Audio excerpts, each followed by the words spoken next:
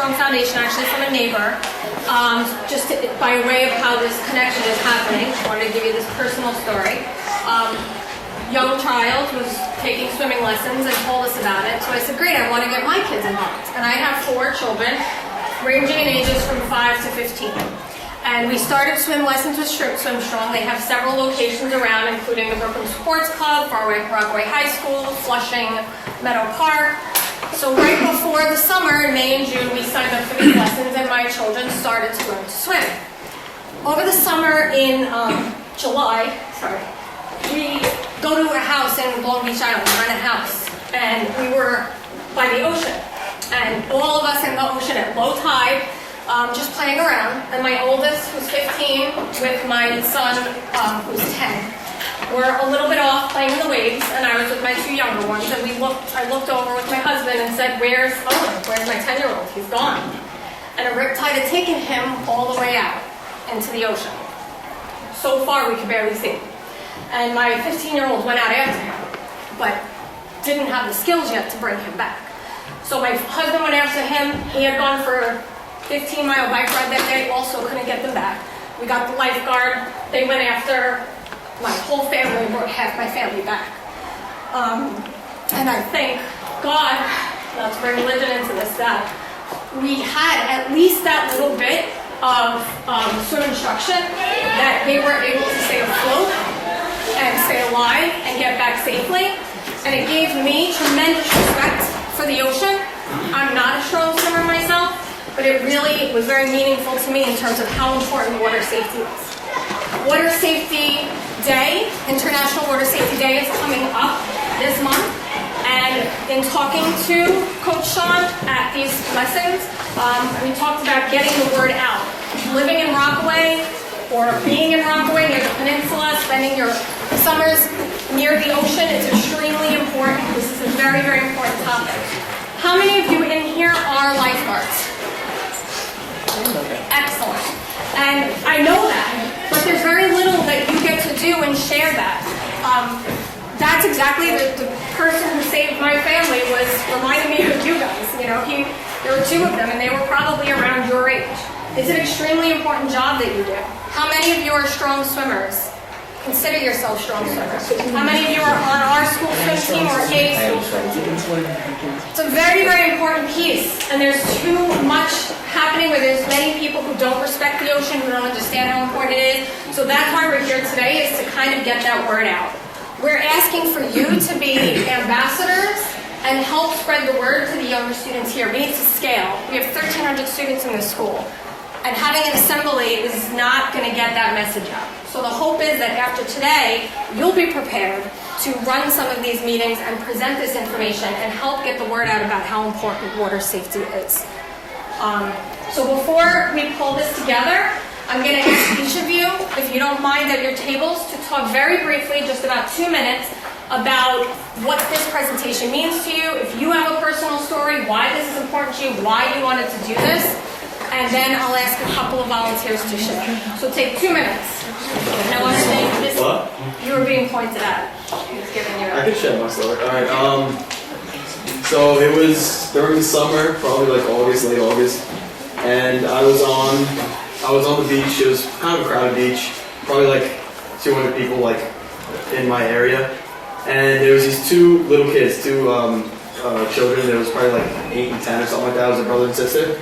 And they get sucked out into the rip current, and then I see them, and then my guy who was sitting down, I was in the chair, he was sitting down, he's like, oh, we have to go get them. So he runs, I grab the buoy, he gets out there, I get out there right behind him, and we just grab the kids, we tell them to hold the buoy, and then the problem was coming back in, because the rip was so strong, we couldn't get back in because the water was too rough, so we had to go around the jetty.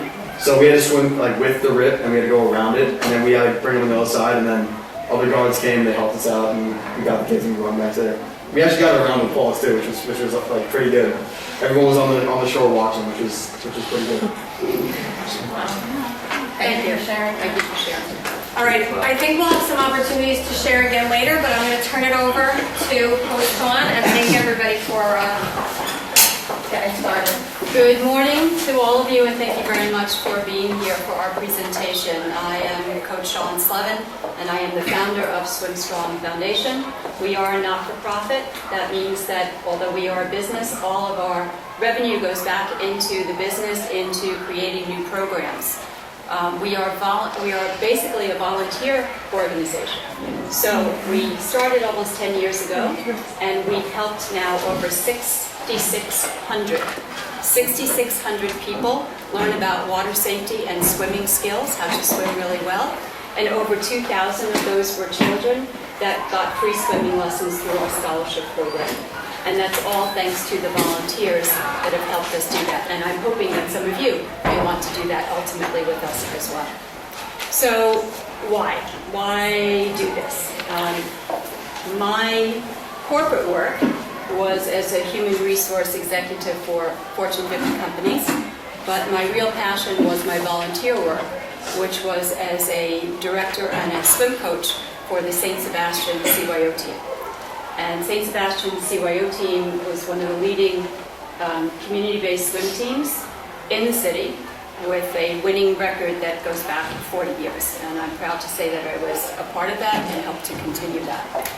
And the impetus for me starting the foundation was a number of those young men and women that I had the chance of working with, who later found me, years later, came and found me and shared with me just how important the work we had done together really was for them, how it helped them in their academics, how it helped them ultimately in their careers, how it helped them now as young parents raising their own children.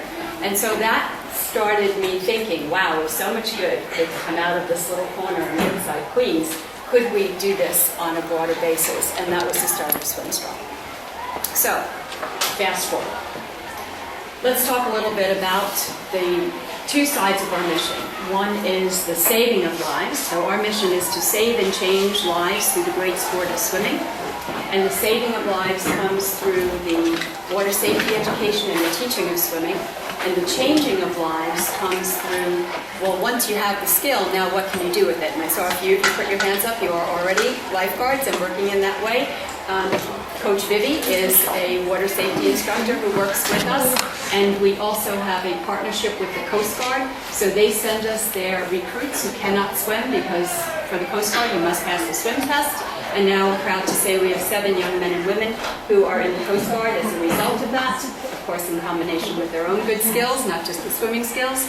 So it really is about, once you have the skills, you can not only help others to get the skills, paying those passions, forward, but also have a good career for yourself in aquatics and water safety, as well as first responders. We have a number of, two of our graduates are now EMT professionals, and we have 3 that are in the police department, so first responders and military is a big funnel for us, as well as, of course, aquatic safety. So there's a whole realm of good things that you can do besides learn the skill for your own enjoyment and health, of course, as well as have a career out of it.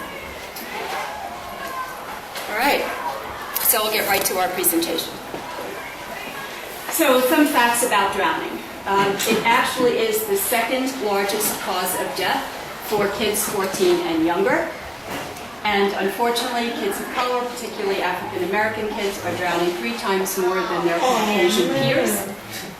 And it is the leading cause of death for children 5 years and younger, with most of those children actually drowning in their own homes, in their bathtubs, in their toilet bowls, falling into buckets in their own homes. And what shocked me was that it is the second leading cause of death globally. Here in the United States, hold on for a second. Here in the United States, every day on average 10 people die due to drowning. A new statistic that I found out recently was that for every 1 person who drowns, there are another 5 who actually their lives are changed, and not for the better, because of spinal cord and brain injuries. So paraplegics, people diving into water that is too shallow, So this is a huge issue which flies very much underneath the radar, and it isn't until somebody has a tragedy that everybody is wringing their hands and saying, oh, how could this be, how could this be? My question, quite frankly, is how could it not? Because it does not get addressed in the schools. So people of your age don't really understand the choices that you make and the decisions that you make that can really affect your lives. So let's talk a little question here, because we want this to be somewhat interactive. What is the leading cause of death for children 5 and younger here in the U.S.? Drowning, exactly. Okay, so why?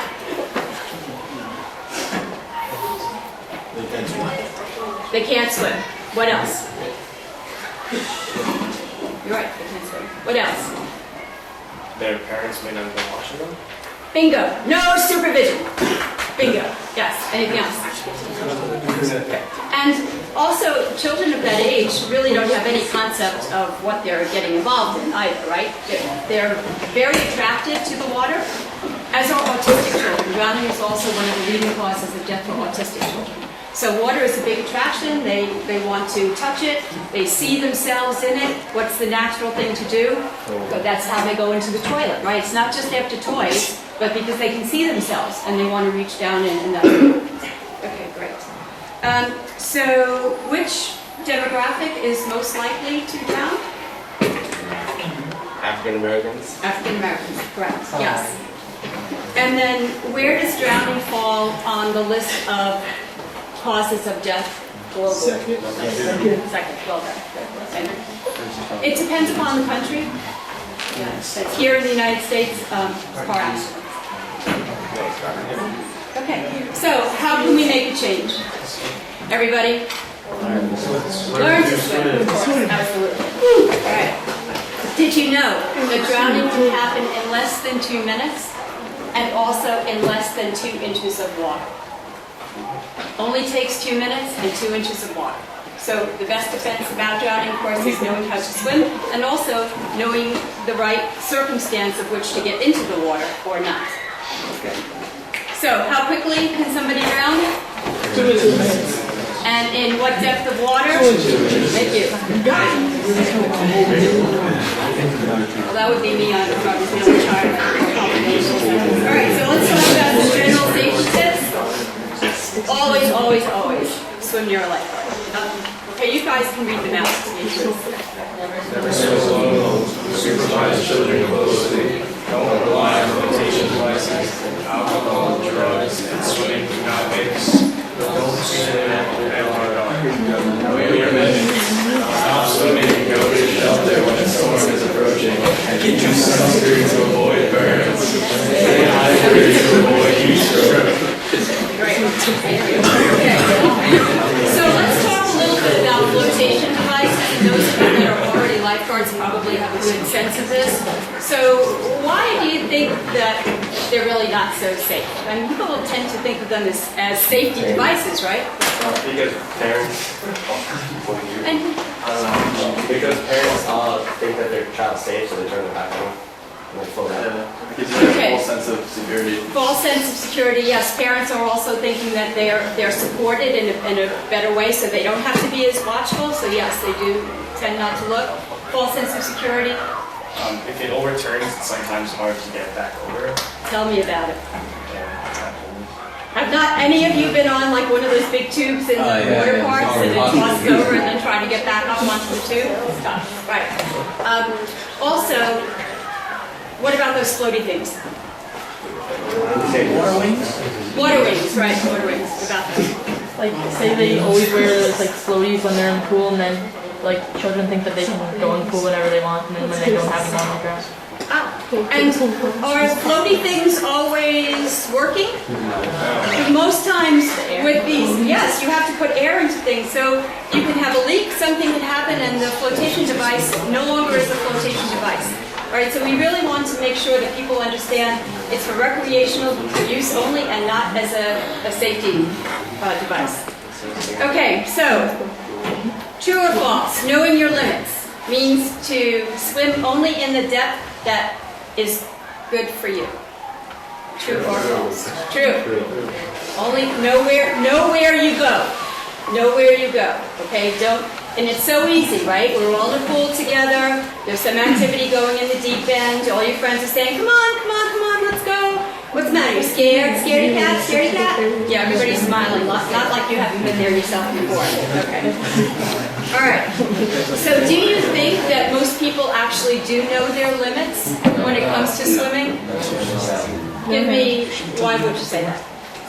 Well, most people don't know how to swim, so that's why they Good? People assume that since their head is above the water that they're safe, but they forget that there's a current that can go over their head.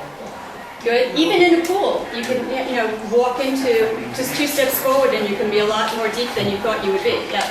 A lot of people in the ocean underestimate the ocean, so they'll go a lot farther than they think because they're standing, but then there's a rip current and they'll just pull them out. Yes. And what about in other types of water? Because I know the ocean is here and near and dear to our hearts, of course, but there are other bodies of water. Anybody else can think about knowing your limits and why maybe that isn't always the case?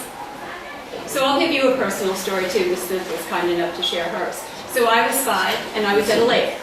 Lake is a different environment, although there can be currents in lakes too. Big lakes, there can be currents. My mom was up on the beach area reading a book and I was at my knees.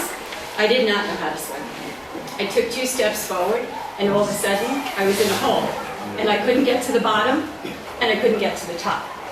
And all I was thinking is like, where's my mother? Mom, and of course I wasn't screaming because I had a mouthful of water. Finally, she did see me and she came in and grabbed me. But I was so traumatized because of that I would not go in water for 4 years. And my dad finally convinced me to go back and to swim. And within 6 months, I was competing on a swim team. And I'm a certified scuba diver, and I sail, and I do everything else around the water. So my life today would be entirely different if I didn't get back in the water after that experience. But today, I remember very well what that felt like. And so I do a lot of the work with the adults who have had trauma in their lives too, because I know what that's exactly like. All right, so let's talk a little bit about the pool. So some tips, okay? Who's a pool rat here more than a beach rat? Anybody? Just myself, I'm more of a pool rat. A few pool rats here too. Okay. So you guys, pool rats, you'll be outside.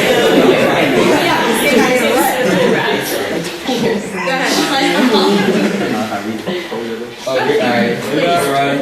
Look for depth markers. Look before you jump. Don't dive into shallow water. Swim at a depth that is safe for you. Know your limits. Don't push or jump onto others. Don't chew gum or eat while you swim. Okay, so do not run. Why? Common sense. Slippery when wet. Bingo. More bones are broken on pool decks than anything else. Yeah? What about the chewing gum or eating? Yes. So when you turn and you get that nice big lungful of fresh water, guess what's going to the back of your throat? That nice piece of gum that you can chew on, right? Okay, that's it. Okay. I think the others are pretty obvious.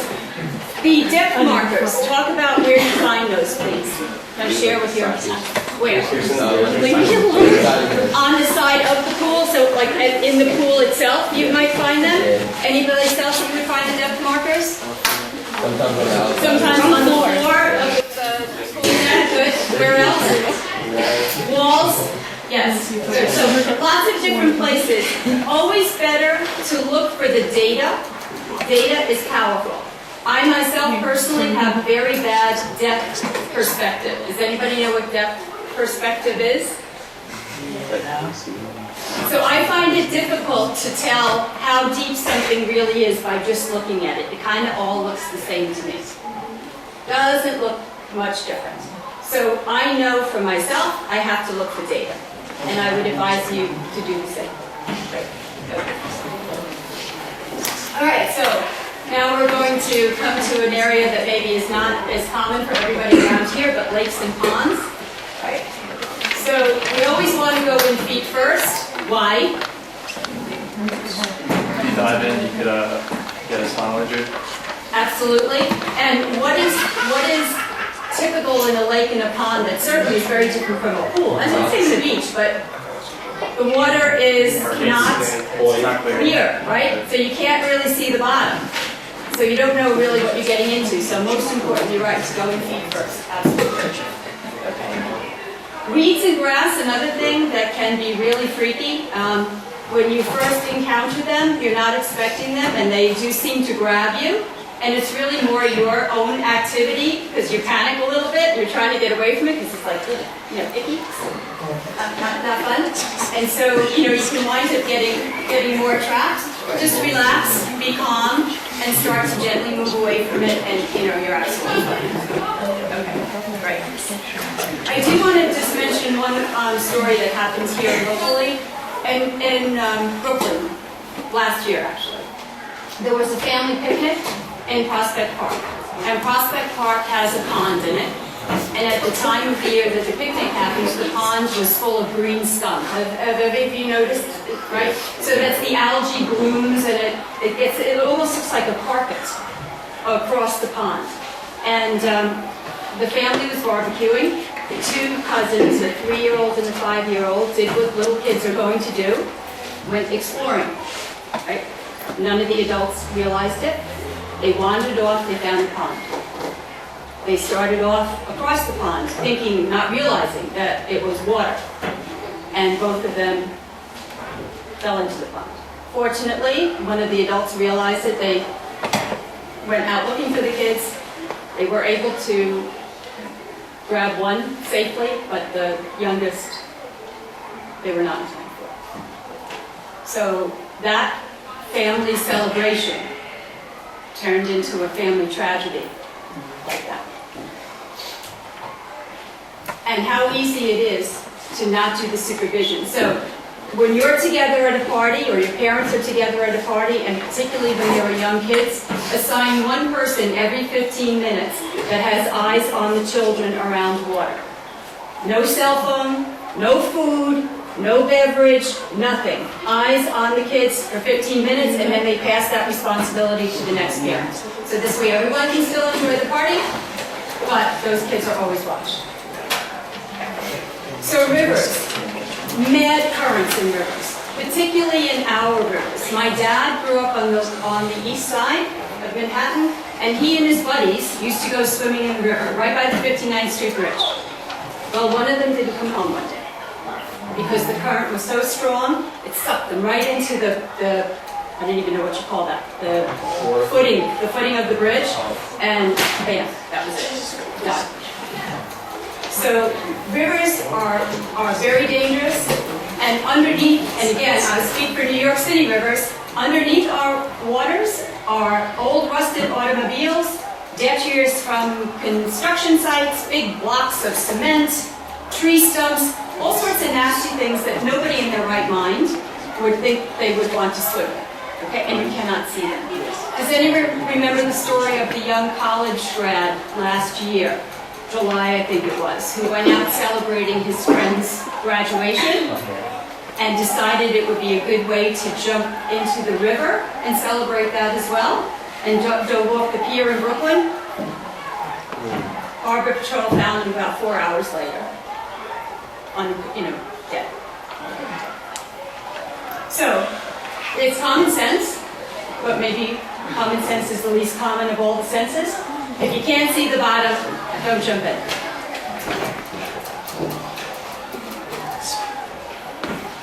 All right, water parks. Who's gone to Splish Splash or any similar water park? And we're on the lazy river, and that's what I can get back into. All right, so particularly for young kids, should always be in a life jacket around water activities.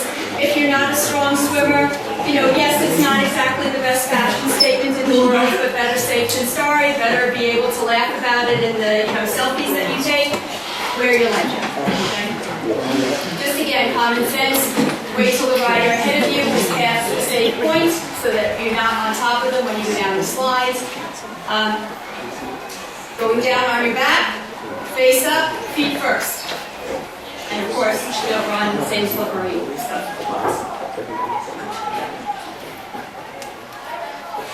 Any of you have a boat? Board boat? Yep, good. Sail or power? Power. Okay, so then you should talk to us a little bit about this. Why is it not really safe to swim around, particularly power boats? What in the prop? What's a prop? Motor, propeller. Okay, shark. Get an elbow in there, lose an arm. Right? What I have is? a good story about this. We went in. There's this boat really close, like it was like on the almost beached. And we went in for a save to save a guy, and like the boat was trying to help, and we were like telling him to go away, and we were getting sucked in towards the motor. We were like, turn off the engine, and like we were so close, and he finally turned it off. Like we almost got like chopped up. It was crazy. Yeah, talk about seeing your life flash in front of your eyes. Yeah. It's a little scary for sure. What else about a boat? Okay, so in a power boat, what else is there? Barnacles on the bottom. Yes, that will scrape you up. Nasty. Right, very nasty. Something else. The power boat is run by a motor, right? That moves the propeller. And what do you have to use to get the motor to run? Gas. And gas has noxious odors. So you can, if you're swimming behind the motor, even you know yourself, right? If you're hanging out and you're by the motor, you get that smell, right? Don't you get a little lightheaded? Maybe it's just me.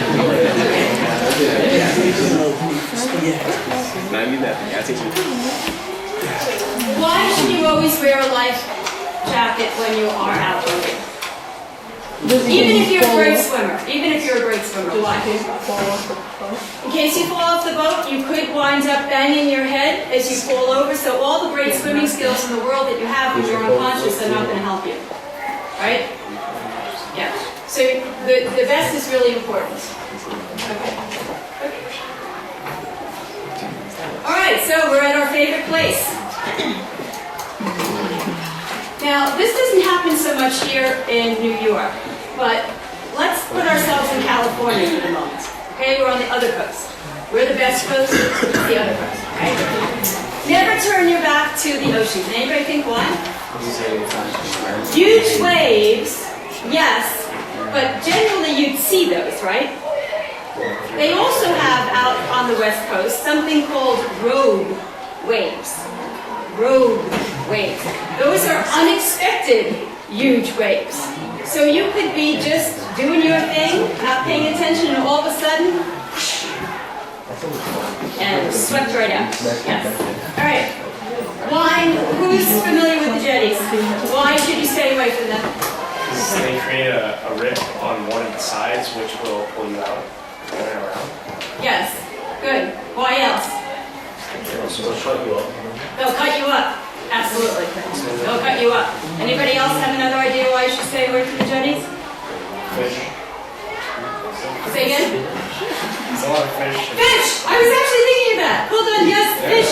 And who knows bluefish? Yeah, they bite. They bite! Okay, they bite. And they bite anything in their path. Okay, so if you're in trouble, so lifeguards, call or wait for help. What's really the best thing to do? Our lifeguards that work at the beach? You're probably not going to hear them because... Probably can't hear, yeah. Calling is not the best thing, probably won't be heard. So how do you really get the attention? How can I spot the person that's faking it versus the one that really needs my help? Can't really fake it. Like if someone's faking it and you go in, then like you can tell if someone's really distressed. You can tell if someone's actually doing So let's play with that for a second.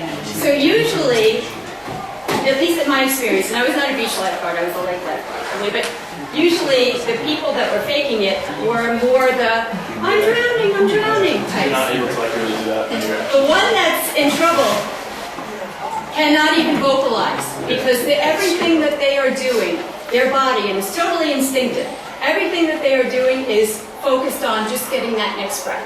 You will often see them just submerged under the surface of maybe just their mouth up, just trying to get the breath. That's the one that's in most trouble. Bob ups and down too. Yes. That's good. Another big issue on the beach is like when people are like falling out and they try to like call to their friends, like they wave and stuff.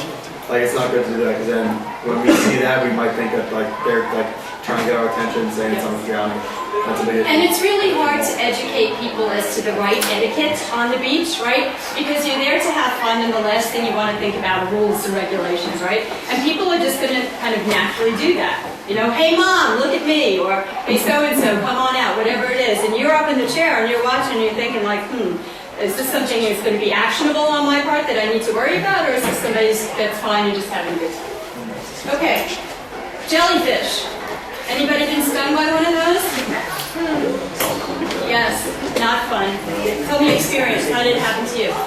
Me? Yeah. I was in Florida. I didn't see it coming, and it came up from behind. And I just started swimming home. I was like, nope. Where did it get you? In the back. In the back. I think I had a smoke detector.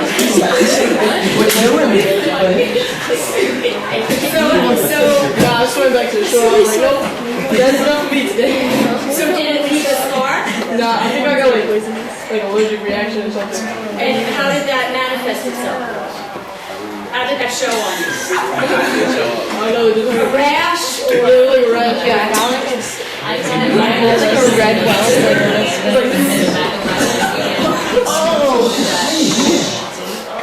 I don't know if it's true. Say it again. There you go. Say it again. On my leg. Yeah. If you don't have vinegar, seriously, if you don't have vinegar, vinegar is a good thing to put on a jellyfish sting. If you don't have that and somebody can urinate on you, that works too. And a good supply then. Okay.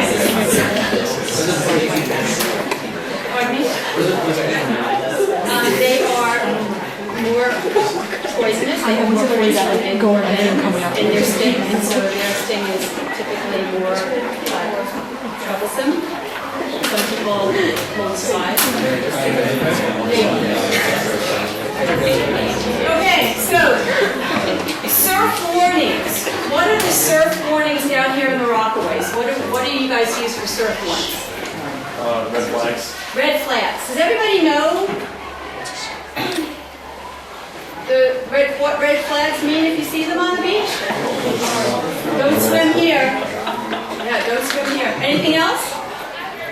So in New York City, I know in other places of the country they have multiple colored flags for different things. So like the red is always signifying don't swim here. But they also have yellow flags. No, not here. So if you ever see the yellow flags, that's a warning also that it's rough water, and you might want to be careful. And then of course the red is no go, and green would be it's perfectly safe to swim. All right. Lifeguard directions, scuba only if trained and certified. I can swear to that. Why don't you bring glass to the beach or to the pool? It breaks and then you step on it and it's nasty, right? Or it gets buried in the sand and some unsuspecting person comes along and it's not good. Okay. Coastal bluffs. We do have these on the island, out on the island. Does anybody know anything about coastal bluffs? So those are areas that are kind of built up, that are overlooking the beach. Why do you think you need to be careful when you're walking on those? Well, yes. Sometimes the waves will hit those bluffs, and such, particularly after a storm. It might not be apparent to you that the bluff is actually damaged, because you can't really see it all that well, but the wave action against the bluff could have weakened it, and so by you just simply stepping out on it, boom. All right, now we're going to get into the rip currents, everybody's favorite topic of conversation.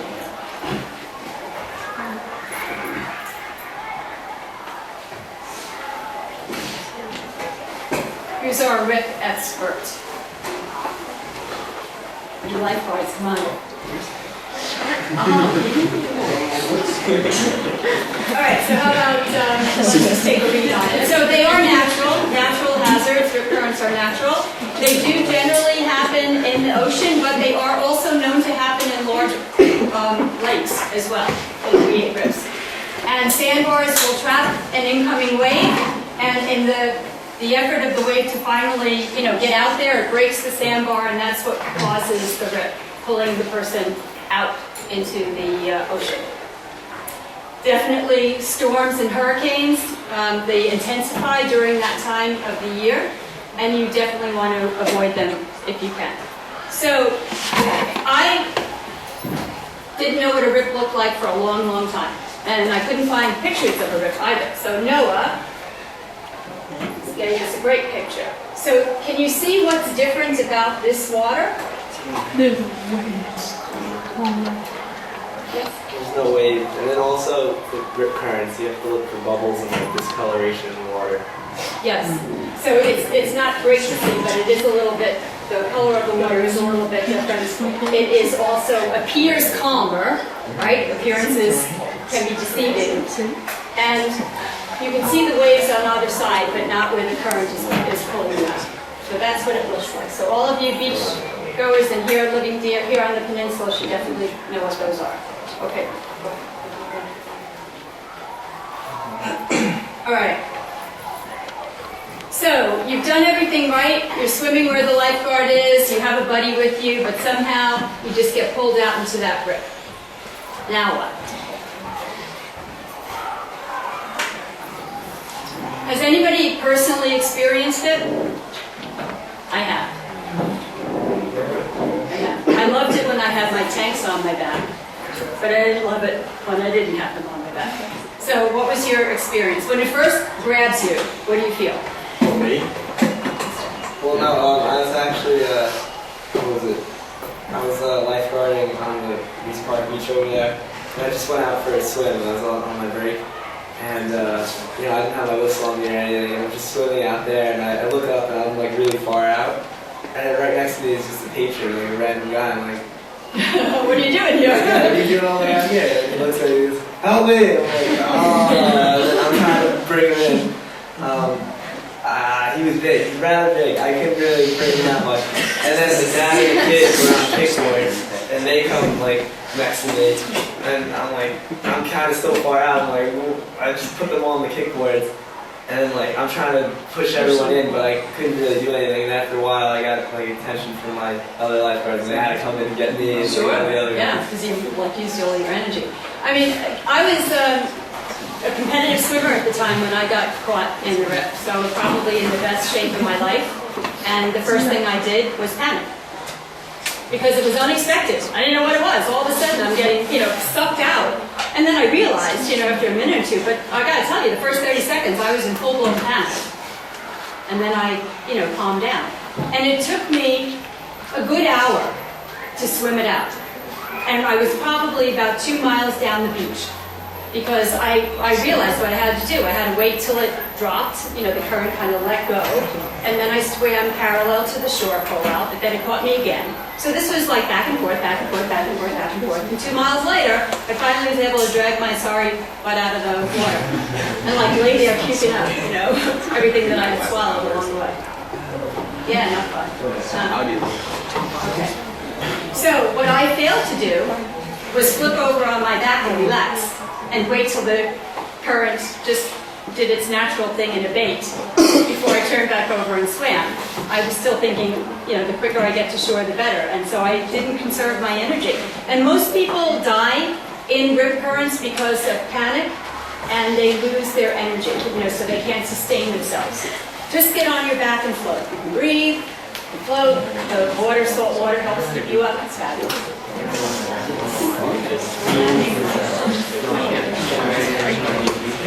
Swimming parallel to shore is kind of the same thing. I was doing kind of angular. You can do the parallel to shore also. Down here in the Rockaways, where are the rip currents most prevalent and why?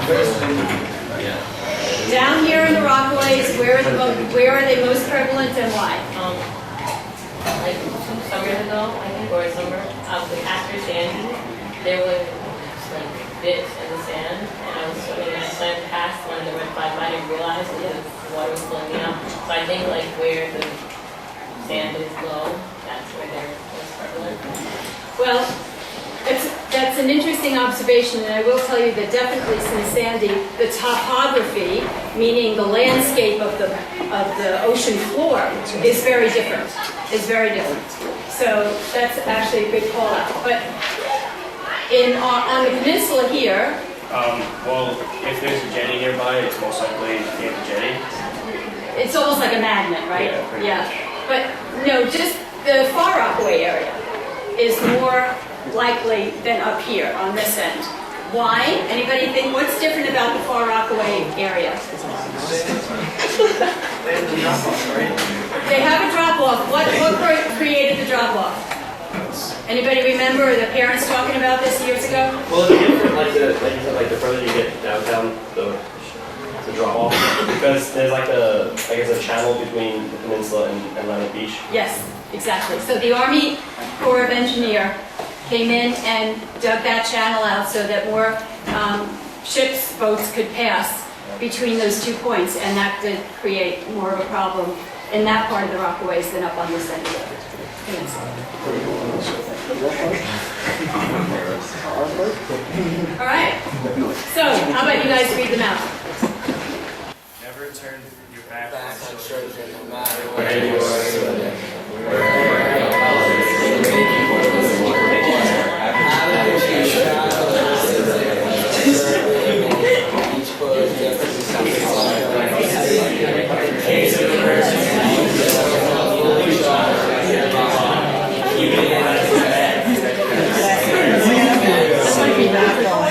Is that the end of the class? Do we have time for a few questions? Or here? We do? Okay, so, You have your electricity camper Be safe, have fun.